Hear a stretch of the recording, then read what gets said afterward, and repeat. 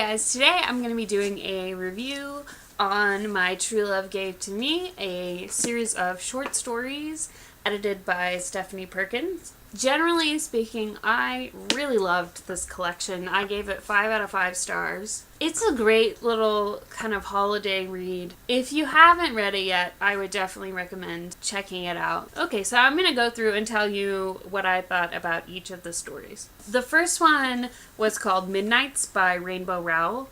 It's sort of told through a series of midnights on New Year's Eves, and it's kind of about these best friends that sort of fall in love. I really liked the story. I would give it 4 out of 5 stars.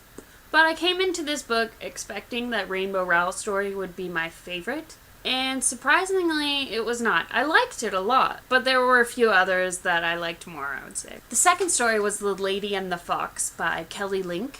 This was the only one that I wasn't really that crazy about. It's kind of weird. It takes place over like a series of Christmases, and this girl keeps having these interactions with this guy who may or may not be real. I don't know, it's kind of weird. I gave it 3 out of 5 stars. The next story was Angels in the Snow by Matt de la Pena. Hopefully I'm saying that right. This is about a guy who's really broke, and he's cat sitting for his boss, I think, and he gets stuck in a blizzard. And he forms this kind of unexpected bond with a girl who lives in the same building. This was one of my absolute favorite stories in the book. 5 out of 5 stars for sure. I kind of got a little teary-eyed a few times. The next story is called Polaris is Where You'll Find Me by Jenny Ham. This is about a girl who's adopted by Santa, and she's living in the North Pole, and she falls in love with an elf. Super cute. 4 out of 5 stars, definitely. The next story is It's a Yuletide Miracle, Charlie Brown by Stephanie Perkins. This is about a girl in Asheville, North Carolina, who falls in love with the Christmas tree guy. The guy who's selling Christmas trees. It was really cute, really well written. I would give it 5 out of 5 stars. I love how Stephanie Perkins' characters always have ambitions and goals, and they're not just there, like, having a cutesy love story, but they really want to accomplish things in life. The next story was Your Temporary Santa by David Levithan. This is about a guy who asks his Jewish boyfriend to dress up and pretend to be Santa for his younger sister. This story was really funny. I enjoyed it a lot. 5 out of 5 stars. It was interesting to see, the Jewish perspective, especially in the context of, everyone around you celebrating Christmas. That came up a little bit in Gail Foreman's story as well. But the next story was Krampus Sloth by Holly Black. I hopefully did not butcher that too bad. This is basically a group of friends in kind of a poor part of town decide to throw a really big New Year's Eve party.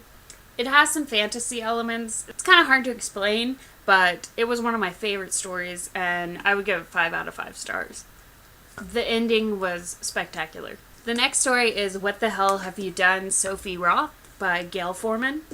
This is about a Jewish girl from New York who doesn't really fit in her small Midwestern college town, and she kind of meets this well-traveled guy and sort of connects with him.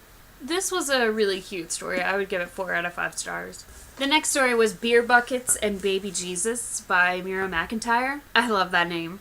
This is a southern story where a kind of troublemaker guy sets fire to a church, and then he has to help them put on the Christmas pageant. This was a really funny story. I would give it 5 out of 5 stars. It was one of my favorites. I know this is getting a little redundant because a lot of them were just really, really good. So you should read this book. Anyway, the next story was Welcome to Christmas, California by Kirsten White. This is about a girl who works as a waitress in a diner in a small town, and when they hire a new cook, she connects with him and finds a new perspective about the small town that she thinks she hates.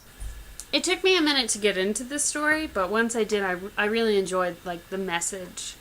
4 out of 5 stars. The next one is Star of Bethlehem by Allie Carter. This is where a girl switches plane tickets with a stranger at the airport and ends up falling in love with a farmer in Oklahoma. It was a really funny story. I did not see the kind of twist coming, and it really kept my interest the whole time. But it wasn't probably one of my favorites, so I give it 4 out of 5. And the last story was The Girl Who Woke the Dreamer by Lanny Taylor. This is a fantasy story about a girl who's in really grim circumstances, and she ends up calling out to a god-like figure who then kind of starts to appear in her dreams, I guess.